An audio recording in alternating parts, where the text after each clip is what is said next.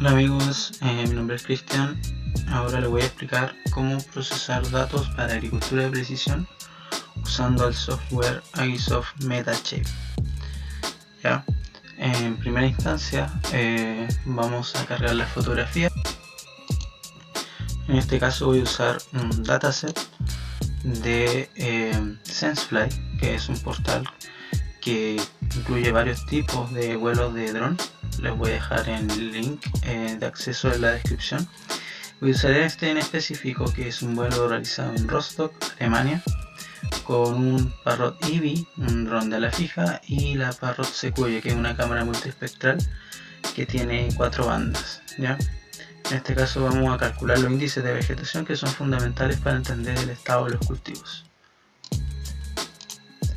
Lo primero que vamos a hacer es ejecutar el set de fotos. Lo vamos a abrir y lo vamos a ingresar al software. Tenemos dos formas de hacerlo, uno a través del chunk con botón derecho, añadir fotos. Otra forma es desde el flujo de trabajo, añadir fotos. Aquí las tengo listas en una carpeta. Tengo la foto en la banda del green, del near, del red, el red edge, que son las 4 bandas que utiliza la Parrot Sequoia. ¿Ya? Voy a agregarlas todas. Vamos a procesar los modelos de elevación digital para obtener principalmente el ortomosaico y las nubes de punto. El software nos va a consultar en primera instancia si quiero trabajar en cámara single o en multi, ¿ya? En cámara single va a agregar las 788 cámaras, que son el total de fotos, pero me las va a procesar todas sobre un mismo modelo, y eso es algo que yo no necesito que trabaje en multicámara. Esto va a hacer que solamente se enfoque en las 447 fotos que tiene por levantamiento, ya que cada vez que sacó una fotografía del set completo de la grilla de vuelo, sacó 4 fotos en simultánea que corresponden a las 4 bandas espectrales. Por lo tanto, este es el modelo que yo necesito sacar un solo modelo usando las 4 bandas. Le doy a multi y lo que va a hacer es guardarme las fotografías. Voy a dejarlo en cromos grandes. ¿Ya? Ahí tengo la fotografía. En este caso siempre selecciona un tipo de banda, en este caso escogió el green y me deja todas las fotografías ahí. No tengo acceso a las 4, pero en el momento en que yo proceso datos voy a procesar todas las cámaras, ¿ya? Entonces para ejecutar el proyecto de una mejor manera voy a ir a flujo de trabajo y voy a hacer un proceso por lotes. Esto me va a permitir obtener la orientación de fotos, que me va a generar la nube de puntos dispersa, la nube de puntos densa que densifica esto. Voy a crear una malla, porque a veces la malla yo necesito como resultado el ortomosaico, pero lo puedo sacar tanto de la malla como del modelo digital de elevaciones. Generalmente quedan mejor con la malla, ya que la malla tiene más información, pero cualquiera de los dos modelos son útiles. En este caso voy a aprovechar el procesamiento para sacar ambos, echarle un ojo y después crear el ortomosaico en base principalmente a la malla. Voy a escoger el proceso por lotes y aquí me aparece esta barra que me dice que debo añadir tareas, ¿ya? Lo primero que voy a hacer es pedirle que oriente las fotografías, que lo haga aplicado a todos los bloques, y después me dice los parámetros que debo ingresar. Me pregunta por precisión. Puedo escoger cualquiera de estos, lo ideal es que trabajen en la más alta para que genere una nube de puntos dispersa bastante robusta, que sea un mejor insumo para el resto de los procesos. Yo lo voy a dejar en alta. Luego me pregunta por preselección genérica o preselección de referencia. En este caso, si yo tuviera preselección de referencia es porque tengo puntos o estaciones listas para georreferenciar el modelo con puntos más precisos, como si tuviera un equipo RTK o un equipo geodésico. En este caso no cuento con puntos de control, así que voy a usar la preselección genérica, que es la que trae el GPS de la cámara. Luego en avanzado nos pregunta puntos claves por foto y puntos de enlace por foto. En este caso los dejamos por default, que son 40.000 y 4.000. A veces cuando quiero tener los modelos más robustos los duplico a 80.000 y a 8.000. En este caso no es necesario. Luego me dice que si voy a aplicar máscara, en este caso no, ya que no es un proceso que no se atije ahora. Y voy a dejar que trabaje con el modelo de ajuste adaptativo, para que se enfoque en leer el modelo de cámara, en este caso la Parrot Sequoia, y genere un preset lo más óptimo posible para este tipo de cámara. Lo voy a aceptar y el primer proceso está listo. Voy a añadir más tareas. En este caso voy a orientar las imágenes. Esto siempre puede mejorar un poco el margen de error ya del procesado y el posicionamiento. En este caso siempre ajusto todos los tipos de modelos que estén disponibles.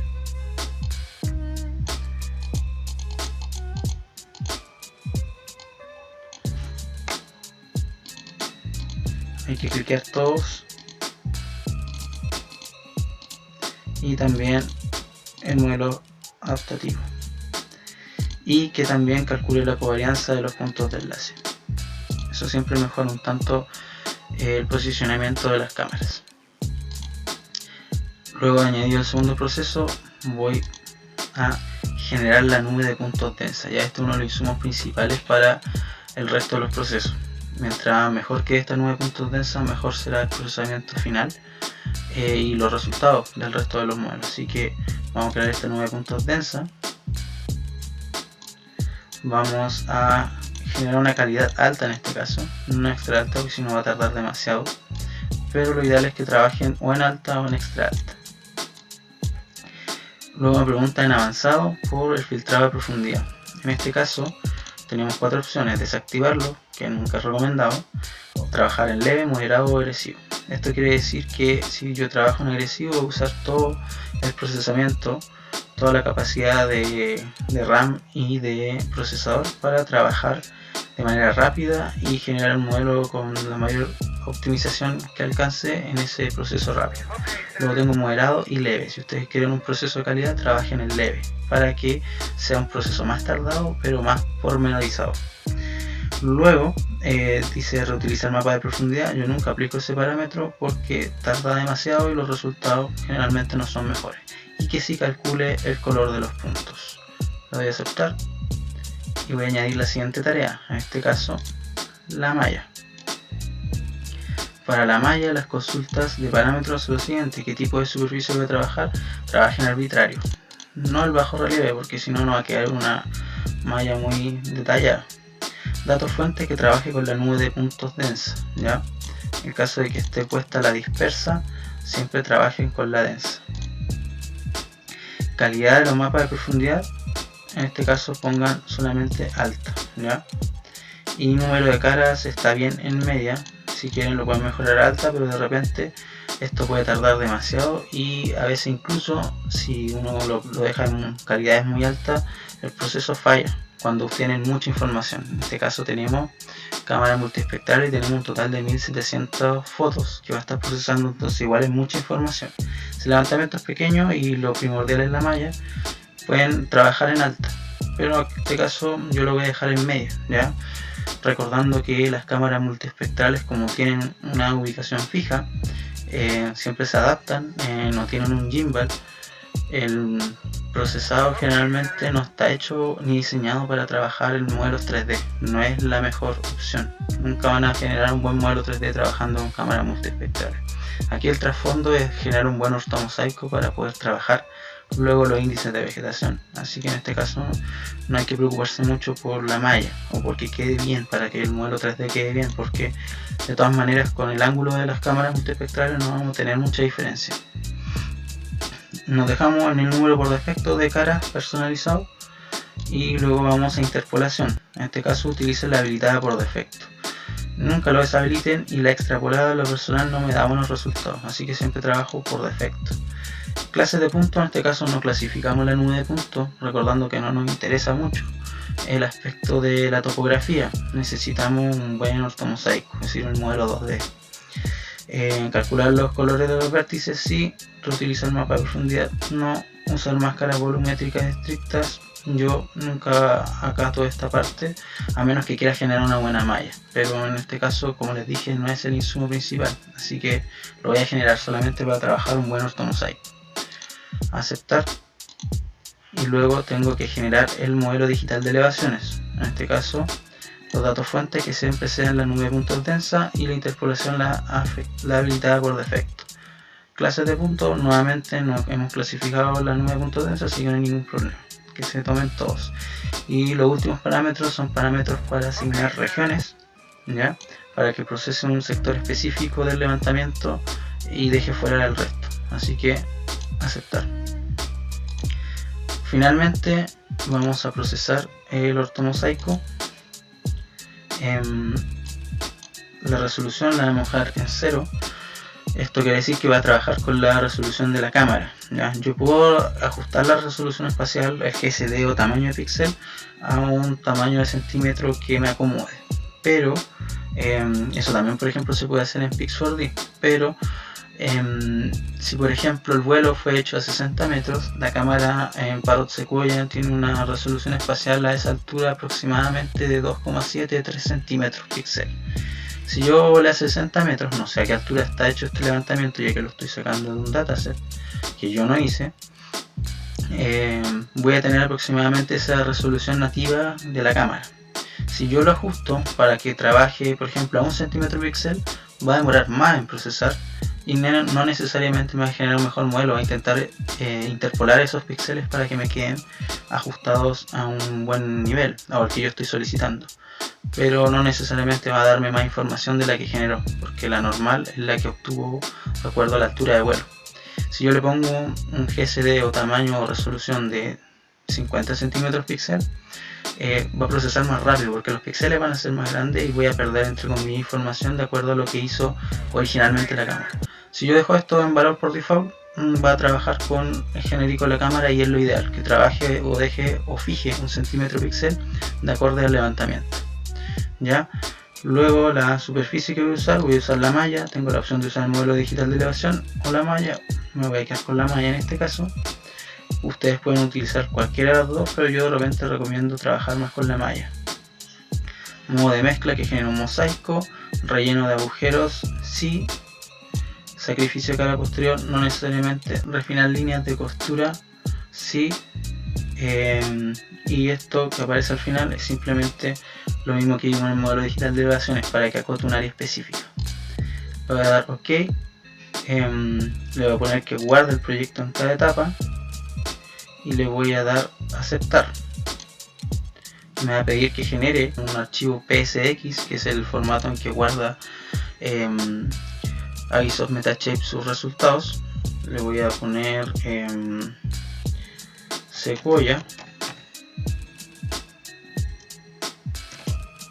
para recordar que fue un levantamiento realizado con esta cámara. Y ahí tenemos el dataset también, que es este específicamente donde sacamos las fotos. Entonces va a poner guardar, va a empezar a trabajar cada una de las tareas que le designé. Aquí empieza a trabajar, me dice cuál es el porcentaje de trabajo, el tiempo transcurrido y el que debería quedar restante por cada proceso, ¿ya? Orientar fotos es un proceso que generalmente dura lo que está proponiendo ahí, unos 5 o 6 minutos si tiene un buen procesador y también una buena cantidad de RAM y una buena tarjeta de video, ¿ya? En progreso total me va mostrando lo que va a salir después de cada proyecto, y en detalles tengo una lectura de lo que está haciendo en tiempo real el computador, específicamente con los puntos y con la fotografía. En este caso lo primero que está haciendo es alinear las fotografías y me va a empezar a procesar los datos. Esto puede tardar bastante tiempo. En este caso pedí un procesador bastante exigente. Va a procesar en total 1700 fotos, así que va a tardar posiblemente un buen par de horas trabajando. Así que lo ideal es que ustedes lo dejen, cierren por ejemplo otro software o su navegador que puede estar consumiendo RAM, para que dejen que el software trabaje de manera tranquila el procesamiento, si no se puede pegar y ustedes pueden perder el trabajo que dejen haciendo. Así que idealmente nunca trabajen mientras este proceso se está ejecutando. Voy a pausar el video para que termine de procesar y veamos los resultados y también calculemos los índices. Bueno amigos, ya terminó de procesar los datos. Estos son algunos de los resultados que obtenemos. En este caso, por ejemplo, la malla 3D, que es bastante buena. Obviamente los datos en 3D, como les dije, no son de los mejores resultados. Si consideran raro el color, es porque hizo una fusión automática de bandas, ya que procesé todos los datos en conjunto. Esto se produce por esa razón, y la combinación de bandas no me lo deja en color verdadero como debería verse una RGB, ya que la secuoya no tiene banda blue, que es la primera, el azul. Al no tener azul, hace una fusión de banda automática de 2, 3, 4 que se podría decir, es decir, utiliza la banda green, la red y la de red edge, y por eso me genera esta fusión muy colorida. Ya aquí podemos ver algunos de los insumos que generó en malla, una malla 3D, malla texturizada, y podemos ver que una malla de triángulos, ahí podemos ver los triángulos, ¿ya? Pero la malla, como les dije, no es el resultado que nosotros necesitamos, pero vamos a observar los productos que generó. Vamos a ver la 9 puntos de enlace, ya, el levantamiento total, la 9 puntos dispersa, la 9 puntos densa, ya, con la superficie 3D del levantamiento, también texturizado como una fusión de bandas. Ya vimos la malla, aquí tenemos el modelo digital de elevación, que es bastante bueno para hacer una cámara multiespectral, pero como les dije, su precisión puede variar bastante, ya, principalmente que también contamos el hecho de que no tenemos puntos de apoyo. Y lo que nos interesa principalmente, el ortomosaico. Aquí tenemos el ortomosaico de las bandas y hasta el tamaño de píxel. En agricultura de precisión nos interesa mucho conocer el valor de los píxeles, ¿ya? Así que en este caso es súper importante que haya quedado bien diseñado. Aquí podemos ver, por ejemplo, las casas que tienen otra respuesta espectral a los árboles. Tenemos otros colores que nos ofrece la fusión de bandas. Ahora Agisoft MetaShape nos permite calcular índices de vegetación, ¿ya? Esto lo podemos obtener acá a través de una transformación raster. Le damos clic acá y nos muestra una pequeña calculadora raster que nos puede permitir ingresar una expresión para poder calcular algún tipo de índice, ¿ya? En primera instancia voy a guardar este ortomosaico como exportar ortomosaico y exportarlo como JPG, TIFF o PNG. Aquí me aparecen estas opciones para mencionar el tamaño y que lo escriba como un big TIFF, es decir, con gran cantidad de información, ¿ya? Lo voy a poner a exportar y lo voy a aportar acá. Voy a ver ortomosaico, que quede guardado en formato TIFF o GeoTIFF, que es generalmente el que más se adapta a los modelos con los que se trabaja en teledetección o en software GIS. Va a realizar una exportación del mosaico generado, y la necesidad de hacer esto es que luego vamos a calcular el índice. Una vez calculado el índice, ese índice se sobreescribe sobre este ortomosaico. Así que para exportar después a posteriori ese índice, idealmente que yo haya guardado ya este ortomosaico. Después, de todas maneras, deshaciendo el cálculo de índice, puedo obtener nuevamente el ortomosaico, pero preferí guardarlo antes de ejecutar la transformación raster. Y ahora vamos a ir a la transformación raster. Aquí me está mostrando las bandas que tengo a disposición. Tengo 4 bandas: green, red, red edge y NIR, y lo que importa es esto, qué tipo de bandas son. Entonces los índices de vegetación son simples de expresar generalmente. Por ejemplo, el NDVI, que es el más común, toma la diferencia normalizada entre la banda del red y la del NIR, ¿ya? Así que vamos a calcular ese índice utilizando la diferencia normalizada de NIR, que es B4, menos red, que es B2. Esto lo vamos a dividir por NIR más el red. Y ahora le damos a habilitar transformación para que se sobreescriba sobre este ortomosaico y le damos a aplicar. Me genera automáticamente el NDVI y yo puedo coger su paleta. Aquí tengo por escala de temperatura y tengo una paleta de NDVI, ¿ya? Que en lo personal no me gusta mucho, no suelo utilizarla, porque yo uso más la de semáforo. Esa la voy a definir a continuación. Tengo esos valores, así que por ejemplo voy a usar los valores negativos en rojo más oscuro, esto en un rojo más claro, esto lo voy a dejar en naranjo, esto en amarillo, esto en verde claro, y los valores más óptimos en un verde más oscuro. Esta es una paleta tradicional de NDVI, ya una paleta de semáforos que se llama. La voy a aplicar y ahí sí ya tiene una caracterización más parecida al NDVI tradicional. Aquí observamos los valores como más óptimos de vigorosidad de la clorofila de acuerdo a este índice que se le conoce como el índice general de biomasa o índice de productividad primaria, ¿ya? Y tenemos los resultados.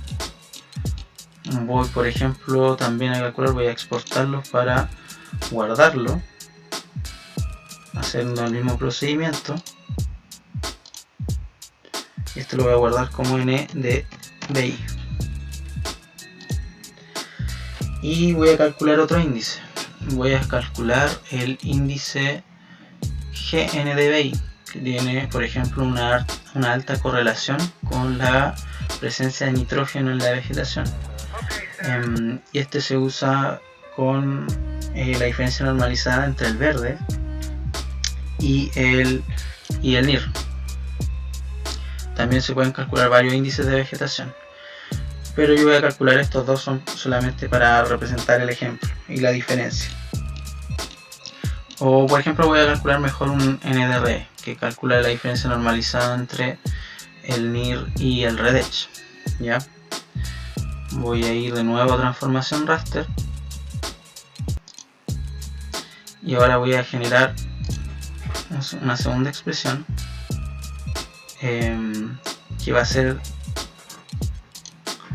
con abre paréntesis NIR menos REDETCH en este caso dividido por NIR más REDETCH. Hay índices mucho más complejos como el EVI que utilizan, por ejemplo en este caso no lo podríamos realizar porque necesitamos banda blue, o por ejemplo el SAVI, el de ajustado al suelo, que genera una variante L como se le conoce. Entonces hay índices más complejos que se pueden utilizar. Yo voy a usar como ejemplo lo más accesible, un NDRE, y voy a generarlo guardando la misma paleta de colores, ¿ya? Está despersonalizada, sí. Le voy a dar a aceptar y me genera el índice nuevamente.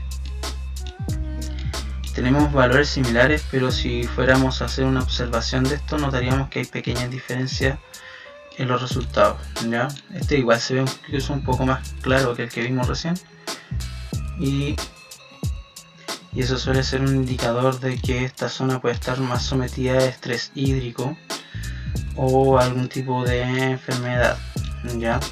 Eso es lo que suele medir el NDRE. En este caso voy a calcular estos dos y también lo voy a exportar. Una acotación importante sobre lo que genera este tipo de índice es el hecho de que normalmente esta diferencia normalizada debería estar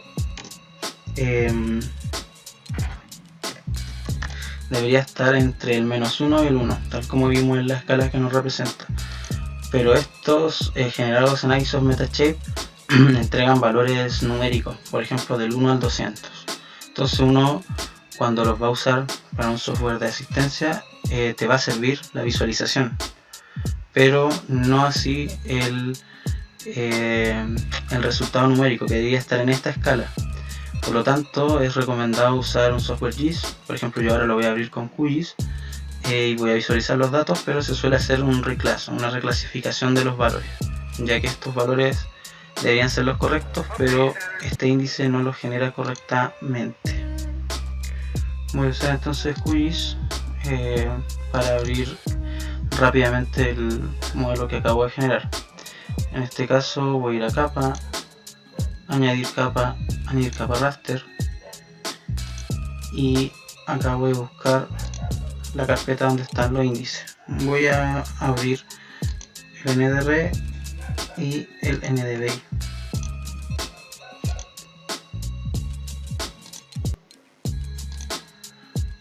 Aquí tengo los dos modelos.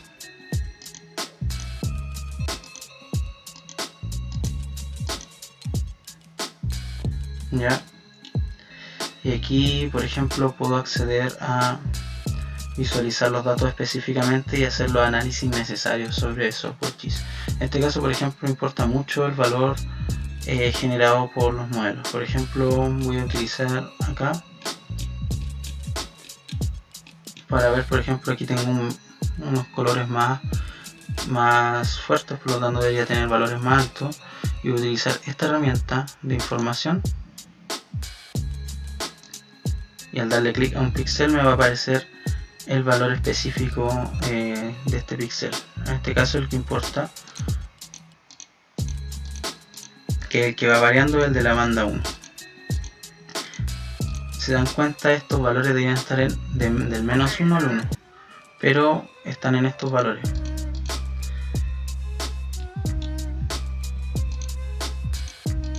No alcanzan a estar en la misma escala, por lo tanto ahí se dan cuenta, los valores más bajos están además en estos resultados. No nos entrega correctamente la valoración del índice, así que lo necesario es hacer una reclasificación para ajustarlo con valores del -1 al 1. Puedo usar también, por ejemplo, la paleta general y usar la que nos tiene QGIS. Ahí tengo otra interpretación de datos, pero usando los mismos valores, ¿ya? Se dan cuenta, aquí los valores más bajos están en 34, los más altos están en 255, ¿ya? Por ejemplo, según este NDVI, estos serían los valores más altos de vigorosidad general de la vegetación. Aquí tengo valores bajos, por lo tanto voy a tener algún tipo de problema en la vegetación en esos sectores.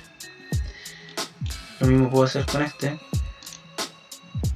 para que se note mejor las cualidades del raster. Pseudo color monomanda, y utilizo una paleta como esta. Aquí puedo cambiar la rampla. Generalmente la NDVI es esta de semáforo que acabo de definir en el otro software, pero acá está lista, que es esta, RDYIGN. Y le doy a aplicar y a aceptar. Aquí quizás ya puedo notar algún tipo pequeño de diferencia.